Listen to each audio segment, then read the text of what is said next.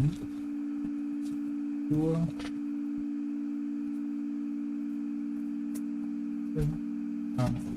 I'm going online now for the.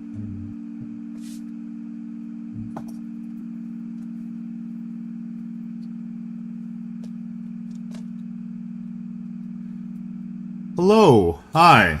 This is Greg Muna, and this is welcome to my intermittent weekly podcast. Uh, uh,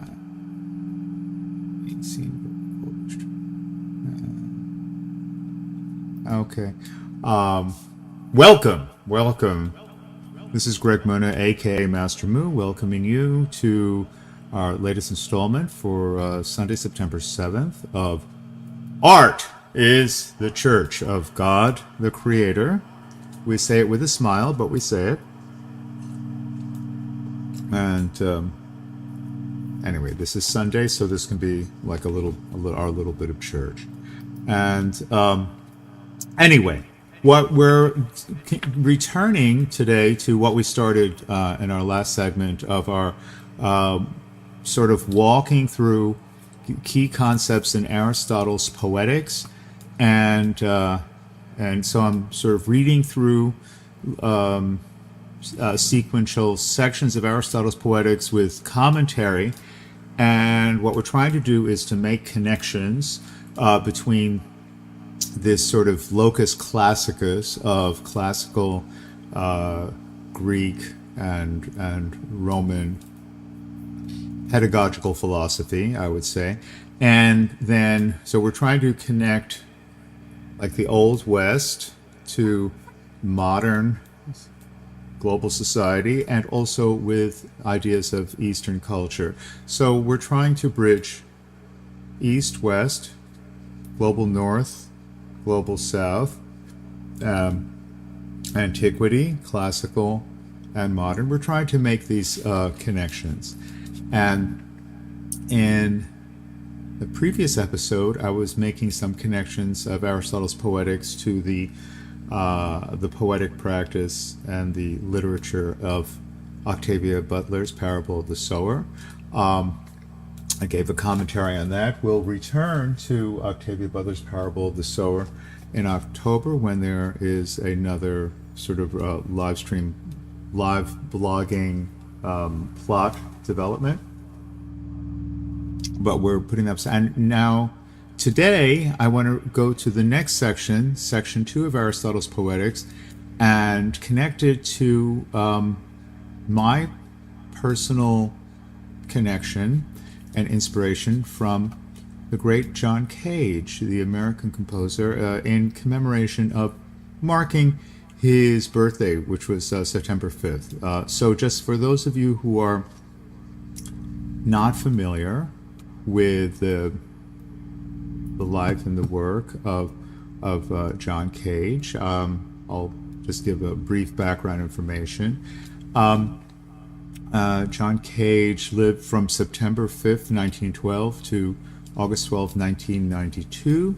I only met with him and got to speak with him in the latter part of his life, in the 80s, going into, in the last 10 years of his life. And, he had some health problems, but he was still pretty vital. John Cage was an American composer and music theorist, and a pioneer of indeterminacy in music, electroacoustic music, non-standard use of musical instruments. A leading figure of the post-war avant-garde. Post-war meaning post-World War II, although his training was before World War II. And critics have lauded him as one of the most influential composers of the 20th century, also instrumental in the development of modern dance, mostly through his association with the choreographer Merce Cunningham, who was also his life partner. So he's a protean figure. He's a Janus-faced figure. Both his influence is colossal, both positive and negative. And I didn't study with him formally. He did a residency at Oberlin Conservatory while I was there, when I was a student at Oberlin. That was after, my initial conservatory training was at Juilliard, and then I was at Oberlin, and then later I was at other schools in the Hague Conservatory in the Netherlands, and I studied with different people at different times. And I was very involved with the college radio station WOBC at Oberlin, and we did a lot of live experimental electroacoustic radio music live in the studio, which was directly inspired by John Cage's music. He is famous for example, his imaginary landscapes using live radio broadcast and collage and all of that. And I and my colleagues were all deeply influenced by him. And so when he came to Oberlin, it was really important that we meet with him. And I interviewed him for the radio station, and I had a nice connection with him personally. But I can't claim to have been a student. At that point in his career, he was not teaching any sort of compositional technique, and his own musical training, as he was be the first to admit, was rudimentary. You know, he had basic training in piano. He was never a concert pianist, and although he, I was with him in the room. He sat down at the piano and he played, and I recorded him, and I liked the way he played the piano. Actually, it was very spacious, and it was quite musical, actually.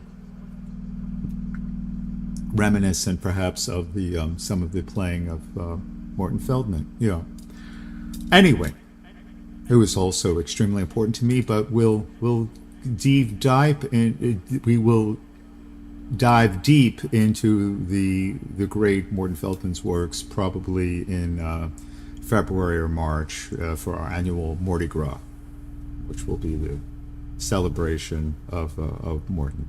Anyway, getting back to Cage, we're recognizing Cage on his birthday and trying to connect his thought to thoughts which are perhaps he's not normally associated with. The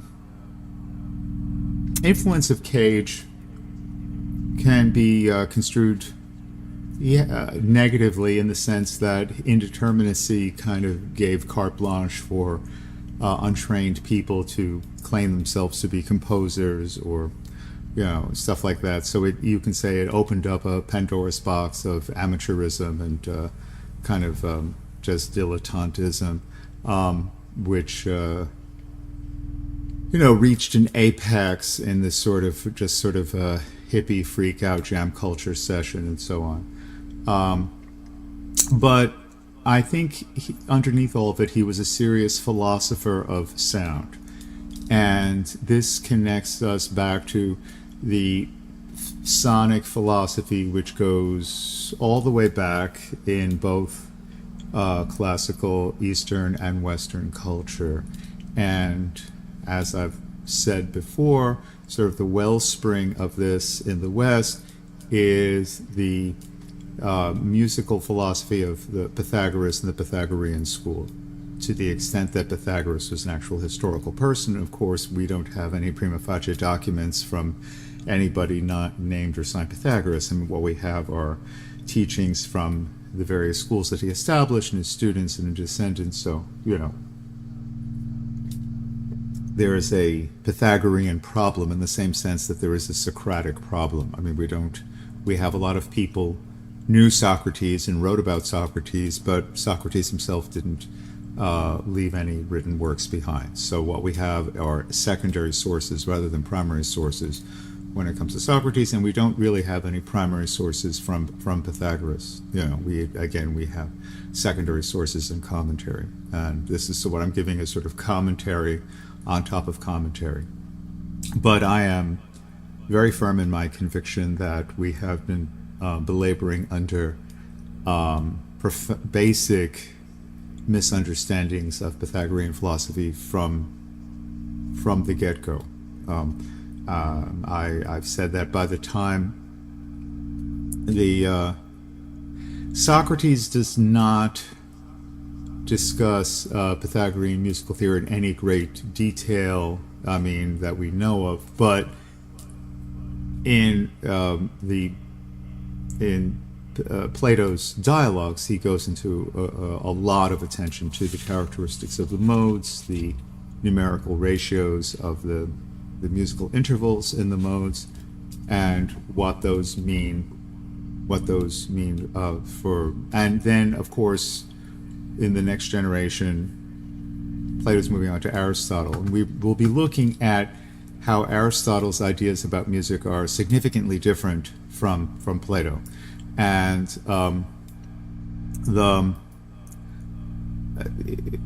Plato emphasizes the numerical relationships in the intervals in the modes, and Aristotle focuses on the idea of imitation of nature. And this is interesting. As we read last week, Aristotle's idea of harmony, what he calls harmony, is the idea of a correspondence with nature, that when an art form accurately holds a mirror up to inherent properties of the natural world itself, then there is harmony. And this is an extremely important distinction between Aristotle's Poetics and Platonic aesthetics, because Platonic aesthetics is that artistic beauty really is holding up a mirror to not to the natural world, but to the world of ideas. The idea numbers in Platonic philosophy. Numbers are non-physical entities existing in a suprasensory realm outside of space and time. In Aristotle's Poetics, the ideas are embedded in living in matter, in the natural world, and that we can find these correspondences in the universe, in the natural universe itself. Therefore, the key concept in Aristotle's Poetics is imitation of nature. Yes. And this is what we read in part 1, that all of the arts, this was his sort of prologue to his Poetics, was the principle of imitation. And this is very strongly connected to Cage's philosophy of music, is that for me, Cage's influence was, very multifarious and protean. I'm influenced by the earlier part of his career. I'm sorry, I have to silence this. There's a notification sound coming from somewhere.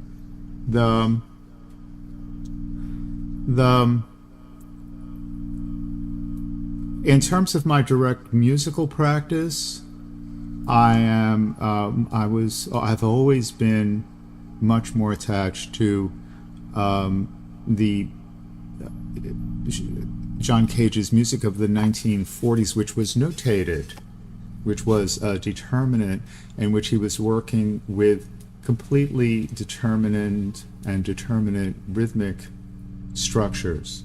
So, for example, in his great string quartet, all of the phrase lengths and the relationships, every rhythmic unit, from the note lengths to the phrase lengths to the lengths of the movements and the overall structure, were all based upon just intonation ratios, 2, 3, 4, and so on.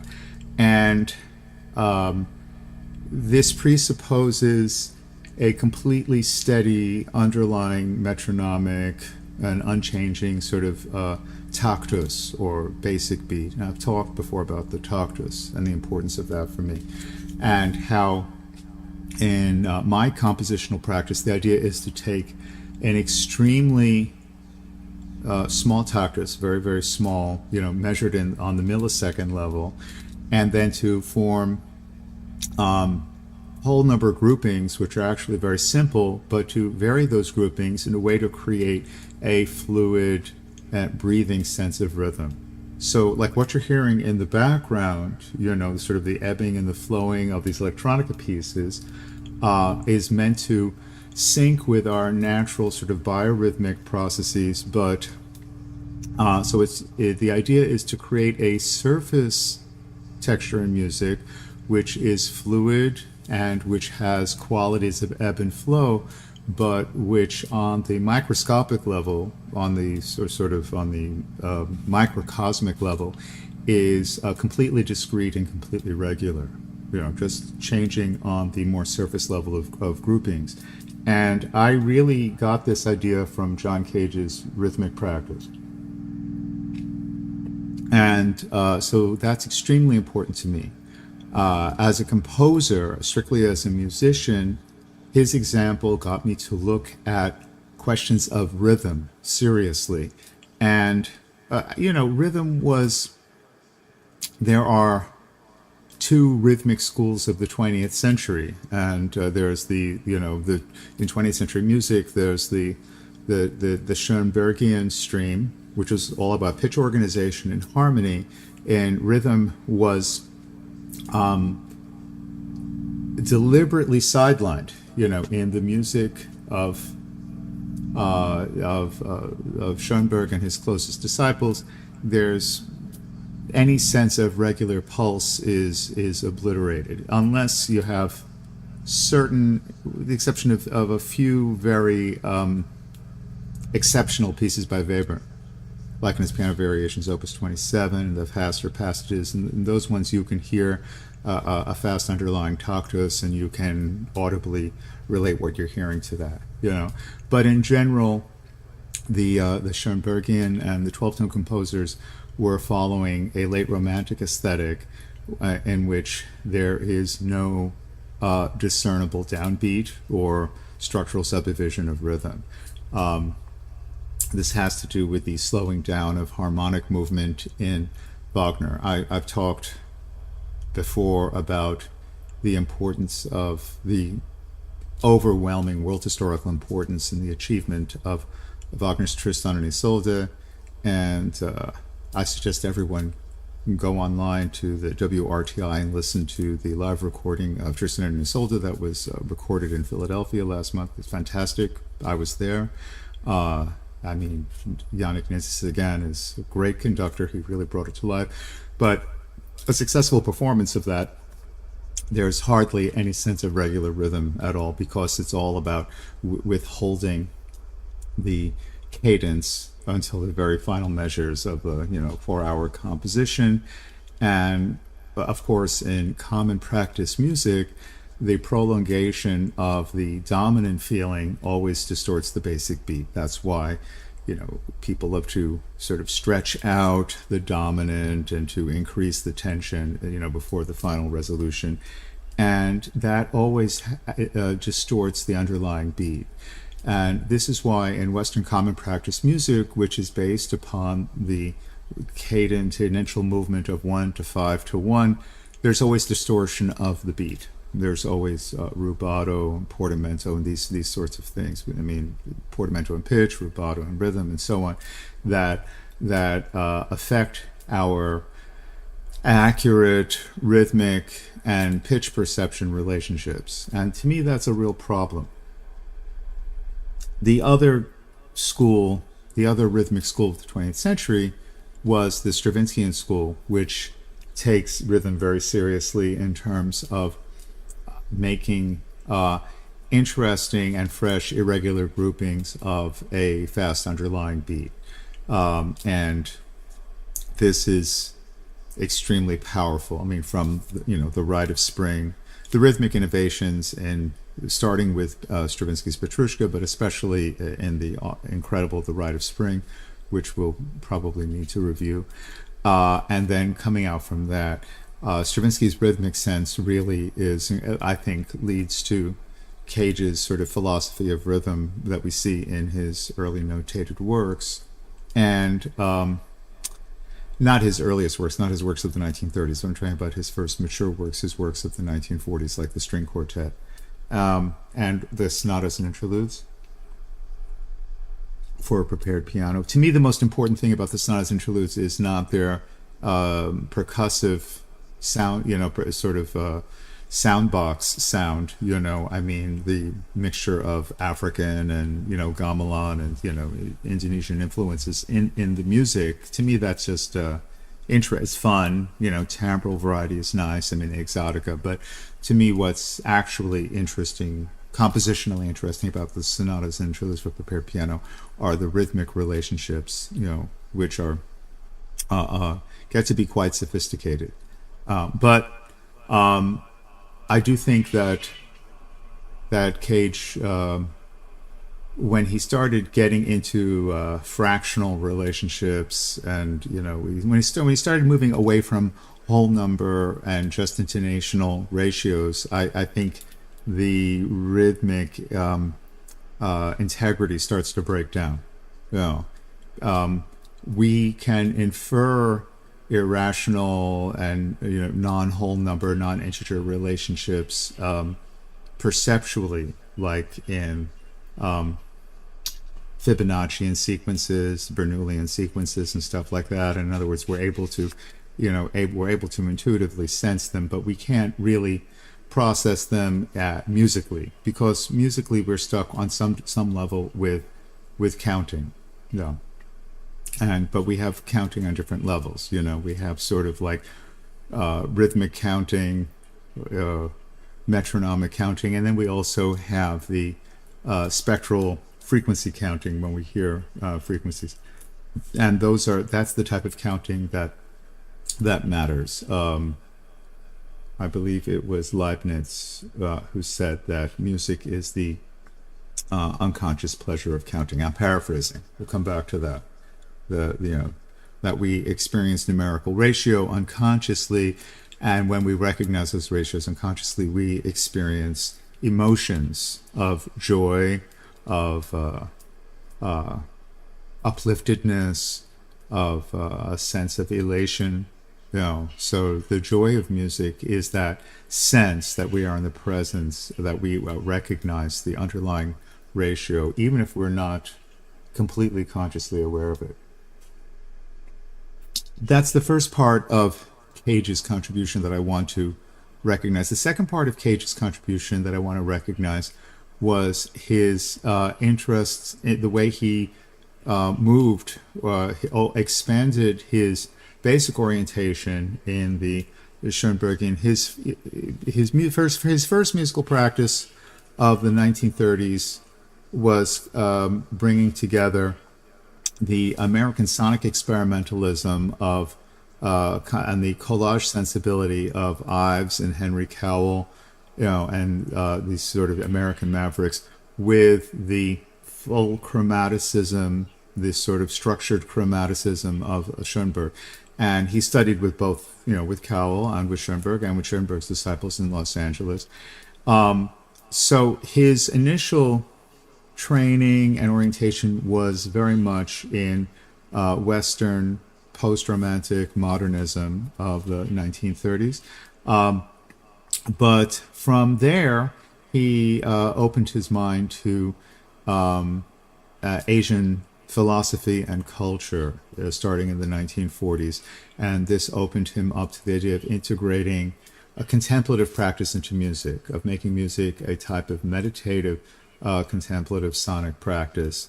And so, although he did not really come strictly from the Pythagorean contemplation of sound, he ultimately arrived at that point through his studies of the I Ching, of Zen Buddhism, of the Gospel of Ramakrishna, and so on and so forth. He studied Hinduism, Buddhism, and classical Chinese philosophy, and was also very interested in Japanese and Korean musical aesthetics. So the subtitle of this talk today is Cage's Aesthetic of Silence and Aristotle's Poetics. Trying to make that connection there, if that's at all possible. For the general public, Cage's best known work is the 1952 composition 4 minutes and 33 seconds of the musician sitting silently at whatever instrument, piano or whatever that is, for 4 minutes and 33 seconds. in which the audience and the musician are simply listening to the ambient environmental sounds. This was a gesture, and you can say this was like the, the what was it? The face that launched 1,000 ships. The 1,000 ships of Fluxus and sort of the neo-Dadaism of beatnik and hippie experimentalism, and it's been taken as a perverse troll.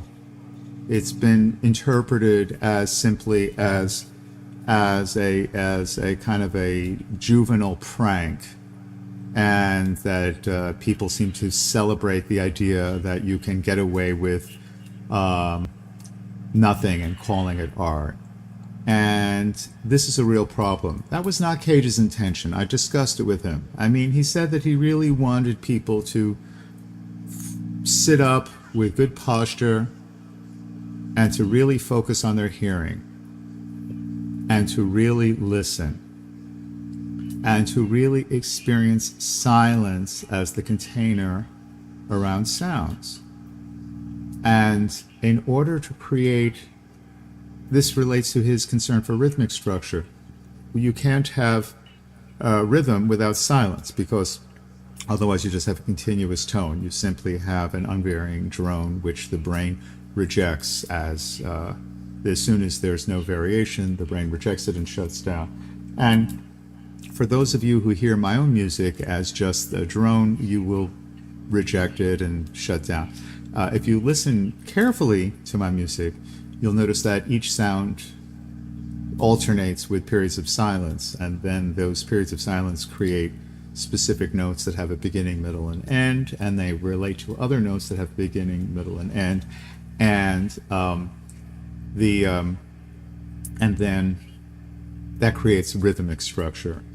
The reason why that rhythmic structure requires a little bit of careful listening is that in my personal aesthetic, I avoid noisy attacks. I'm interested in sounds that are as noiseless as possible. So I generally work with the ideal waveform of a sinusoid that starts at a 0 and then swells and then goes back to a 0, and so there is as little artifact of noise as possible. I try to avoid those big sprays. If there is a sensation of a noise, white noise, I like this to be a composed composite of a full spectrum of sinusoids rather than an artifact of a distortion in an attack. I try to avoid distortion because I try to avoid anything which cannot be directly perceived.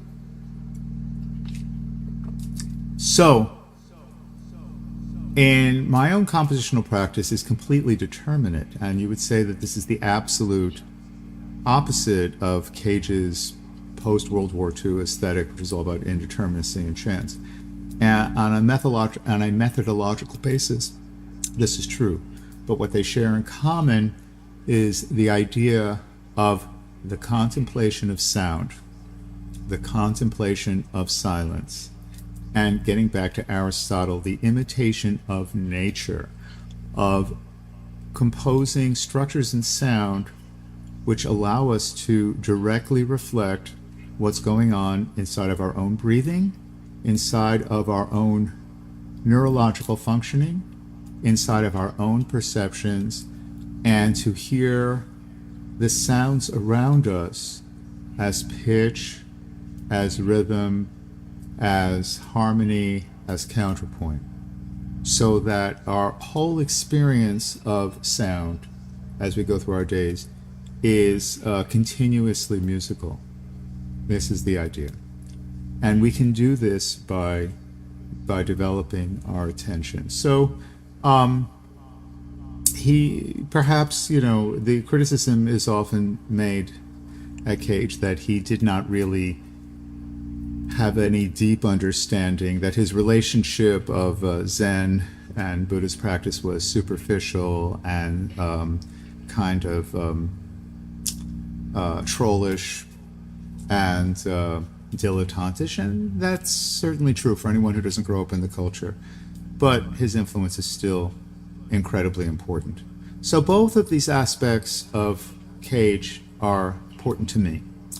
His rhythmic structures of his determinate works, because my works are determinate, you know, there's nothing algorithmic, there is nothing precomposed. You know, like everything that you hear that I write, I specifically choose specific pitches, specific lines which are meant to work in a very specific type of rhythmic and harmonic and contrapuntal structure with a very absolute beginning, middle, and end.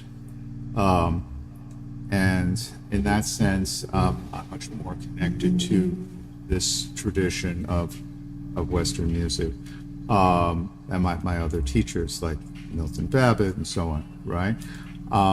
But my philosophy of sound, of listening, is very connected to Cage's later philosophy of sort of mixing your mind with silence and hearing the silence around the sound, and then allowing that to be a reflection of what is going on inside of your body, inside of your mind, and in your immediate perceptions.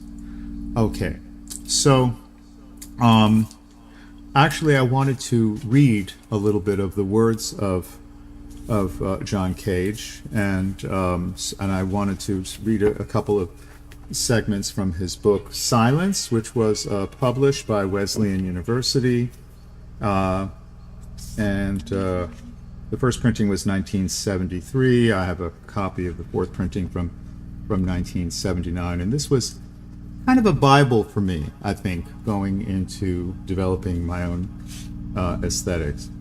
I'm just going to read some little snippets because there are certain phrases which are directly relate to conversations that I had with John Cage personally. I remember when I spoke with him, he began with this Japanese proverb, Nichi Nichi Koriko Nichi. And he said, day, day, beautiful day. Every day is a beautiful day. And that was kind of a mantra for him. Despite his physical maladies and sufferings and stuff like that, he had a fundamental cheerfulness. And so he uses this to build a little, one of his little lectures of a compositionist process. I'd just like to read a little bit of it to give a flavor of his personal communication. This is from a little a text that was he originally published the first version of this in 1958, and yeah, okay. Communication. Nichi Nichi Koriko Nichi. Every day is a beautiful day. What if I ask 32 questions? What if I stop asking now and then? Will that make things clear? Is communication something made clear? What is communication? Music. What does it communicate? Is what's clear to me clear to you? Is music just sounds? Then what does it communicate? Is a truck passing by music? Perhaps you heard the sound of a truck passing by outside the window right now. I left the window open because it's summertime here. Back to the text. If I can see it, do I have to hear it too? If I don't hear it, does it still communicate? If while I see it and I can't hear it, but hear something else, say an egg beater because I'm inside looking out, does the truck communicate or the egg beater which communicates? Which is more musical, a truck passing by a factory or a truck passing by a music school? Are the people inside the music school musical and the ones outside unmusical? Commentary. I interviewed him at Oberlin Conservatory, so I interviewed him both on and off campus in the music school, and also I interviewed him in his loft in Union Square North, and there was a lot of street noise coming in. You know, you would hear trucks passing by, alarms, and I asked John Cage about how he dealt with street noise, and urban, how he would, and he and actually, while we were talking, a very loud alarm went off. I don't know if it was down the hallway or, I think it was, perhaps it was an emergency vehicle, like directly outside the window. The windows were open, just like this noise that you hear right now. And as I was sitting with him, he said that to visualize the noise as a visual image. He gave the example of concentric circles. So a way of overcoming the negativity of the barrage of noise, that there was a way of sort of contemplating it and turning it into a contemplative image. And I'm really grateful to him for that. I mean, that was some really practical, valuable teaching. So these questions that he's posing are real questions, he's not just trolling. I think these are meaningful questions. Let's get back to his text. The last time we said, are the people inside the school musical and the ones outside unmusical? What if the ones inside can't hear very well? Would that change my question? Do you know what I mean when I say inside the school? Okay, so inside the school, that's, I think, a bit of a joke, because he wasn't simply talking about music schools. He did teach in music schools in Washington and Seattle and stuff like that, and of course at Oberlin, where I'm, but he's always referred to as sort of the head of the New York school. John Cage was sort of not just a composer, but a kind of a figurehead of a whole culture. So in that sense, he was the leader of the school. Just as Aristotle was the leader of his school, his literal school, the Lyceum. But, in history, he's thought of as the leader of the school of Aristotelian philosophy, of natural philosophy, as opposed to Platonic philosophy. So I think school has two different meanings here. When he says, do you know what I mean when I say inside the school? Back to the text. Are sounds just sounds, or are they Beethoven? People aren't sounds, are they? Is there such a thing as silence? Okay, is there such a thing as silence? What do you think? Cage also told me that he wanted to see if he could experience silence, and he went to a Bell Telephone, an anti-echo chamber, or perhaps it was built by the U.S. Defense Department, that was meant to have absolutely no sound whatsoever, and that he went in there in a couple of minutes and he heard two sounds, a low-pitched sound and a high-pitched sound, and after a couple of minutes he couldn't stand it anymore and he asked to be let out, and he asked a scientist what he was hearing, because he wasn't supposed to hear anything, he was only supposed to hear silence.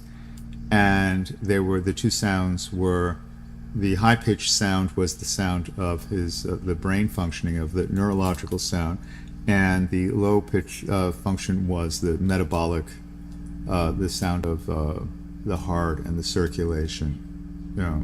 So we can never experience total silence, just as we can never experience total absence of light. Just as I was going to sleep last night, the room was completely darkened, but there was still a illuminated gray color, behind my closed eyes. And this is because of the functioning of the neurons. I believe the German word for this is Eigengrau. That's sort of that ambient sort of light gray that we see even in a completely dark, in a room with no light. Everyone sees that. It's nothing special. Is there such a thing as silence? Even if I get away from people, do I still have to listen to something? Say I'm off in the woods. Do I have to listen to a stream babbling?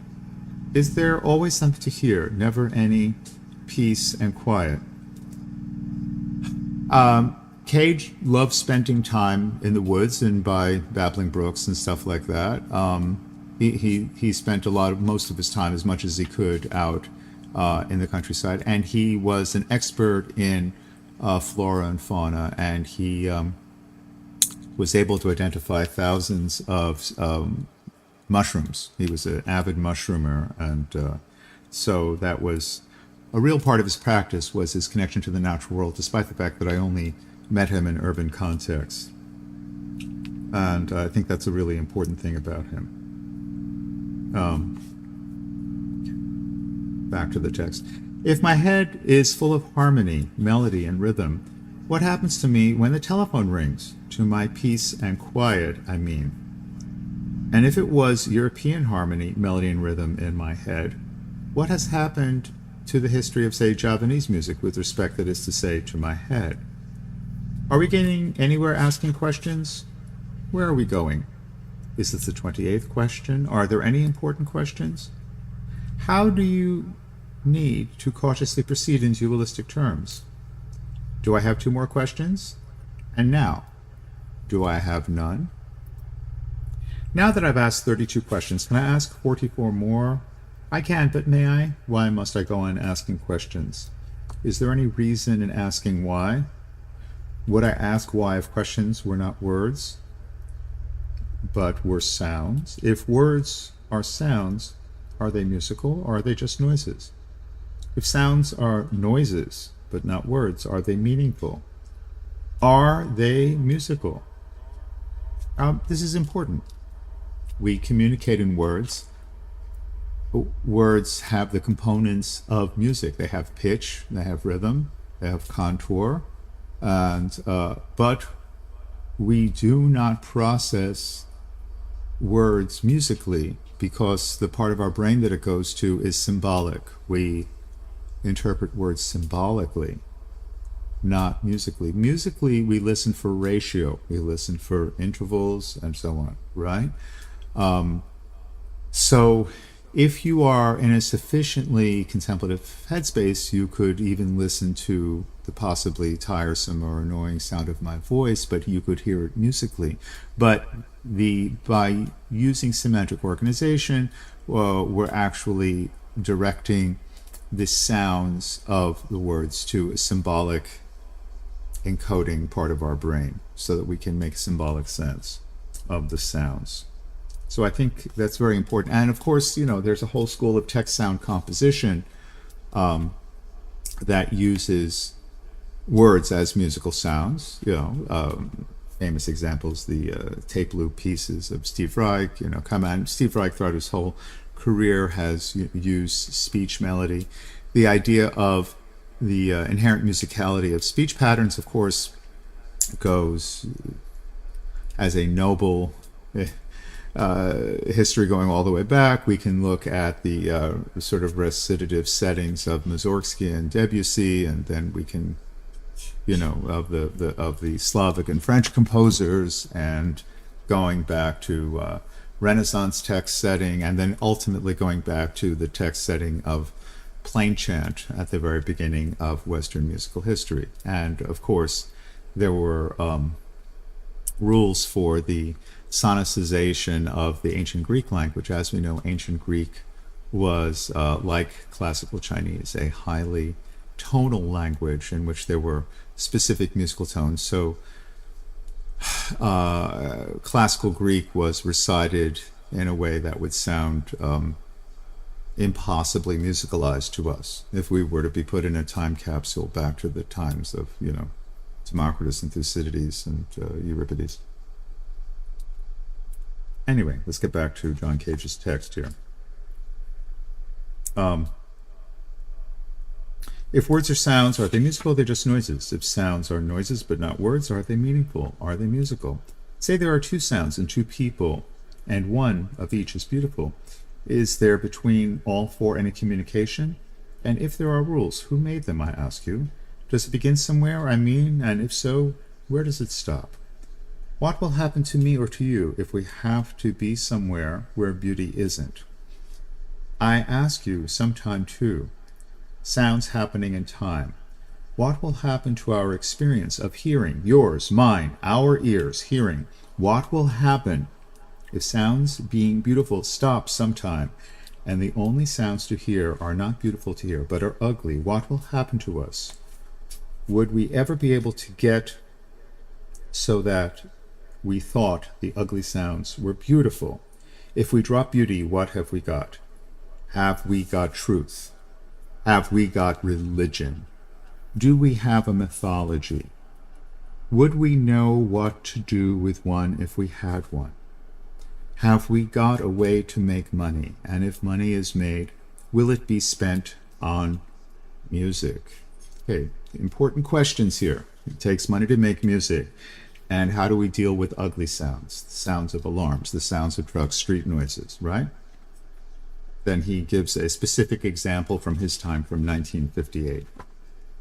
If Russia spends 60 million for the Brussels Fair, lots of it for music and dance, and America spends 1/10 of that, 6 million about, does that mean that 1 out of 10 Americans is as musical and kinesthetic as all the Russians put together?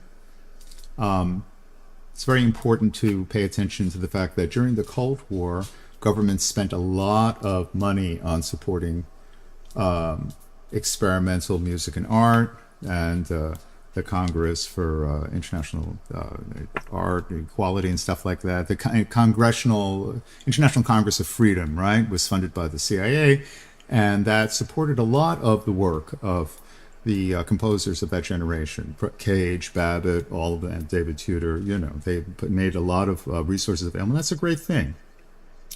Money has got to come from somewhere, all right? If we drop money, what have we got? Since we haven't yet dropped truth, where shall we go looking for it? Didn't we say we weren't going, or didn't we ask where we were going? If we didn't say we weren't going, why didn't we? If we had any sense in our heads, wouldn't we know the truth instead of going around looking for it? How otherwise would we, as they say, be able to drink a glass of water? We know, don't we, everybody else's religion, mythology, and philosophy and metaphysics backwards and forwards. So what need would we have for one of our own if we had one? But we don't, do we? But music, do we have any music? Wouldn't it be better just to drop music too? What would we have? Jazz?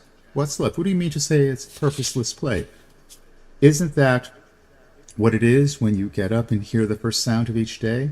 Is it possible that I could go on monotonously asking questions forever? Would I have to know how many questions I was going to ask? Would I have to know how to count in order to ask questions? Do I have to know when to stop? Is this the one chance we have to be alive and ask a question? How long will we be able to be alive? Contemporary music is not the music of the future, nor the music of the past, but simply the present with us, this moment, now, this now moment. Something remarkable has happened. I was asking questions. Now I'm quoting from a lecture I gave years ago. Of course, I will ask some more questions later on, but not now. I have quoting to do. So, yeah, he's quoting himself. And of course, as we're reading this, we're realizing that the questions that he's asking is Socratic method, Maieutic. This is what Socrates did. He just asked questions, right? So let's just finish with this section, and then we'll sort of draw a line on this. That moment is always changing. I was silent. Now I am speaking. How can we possibly tell what contemporary music is since we're not listening to it? We're listening to a lecture about it. And that isn't it. This is tongue wagging. Removed as we are from this moment from contemporary music, we are only thinking about it. Each one of us is thinking his own thoughts, his own experience. And each experience is different. And each experience is changing. And while we are thinking, I am talking. And contemporary music is changing. Like life, it changes. If it were not changing, it would be dead. And of course, for some of us, it is dead. But at any moment, it changes and is living again. Talking for a moment about contemporary milk. At room temperature, it is changing, goes sour, etc. And then a new bottle, etc. Unless by separating it from its changing, by powdering it or refrigeration, which is a way of slowing down its liveliness. That is to say, museums and academies are ways of preserving. We temporarily separate things from life, from changing, but at any moment destruction may come suddenly, and then what happens is fresher. When we separate music from life, what we get is art, a compendium of masterpieces. With contemporary music, when it is actually contemporary, we have no time to make that separation, which protects us from living. And so contemporary music is not so much art as it is life.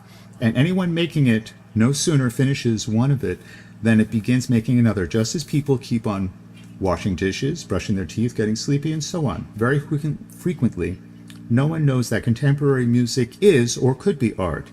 He simply thinks it is irritating one way or another. That is to say, keeping us from ossifying. Is, or, and for any one of us, contemporary music is or could be a way of living. Several stories occur to me that I should like to interpolate in the same way, by the way, that while I'm writing this, that I am now talking, the telephone keeps ringing, and then contemporary conversation takes place instead of this particular way of preparing a lecture. The first story is from the Gospel of Sri Ramakrishna. His living and talking had impressed a musician who began to think that he should give up music and become a disciple of Ramakrishna. But when he proposed this, Ramakrishna said, "By no means. Remain a musician. Music is a means of rapid transportation. Rapid transportation, that is, to life everlasting. That is to say, life, period." All right, I'm going to draw the line there because this is a really good introduction to the thinking and the teaching process of John Cage, which had a big influence on me and which I feel connects to the natural philosophy of Aristotle and his Poetics. And I think I will continue this connection in our next talk, read more of Aristotle, make more connections, and read more John Cage. Until then, this is Greg Muna, aka Master Mu, wishing you a wonderful week, health, and upliftedness, and meditation. Because art is the church.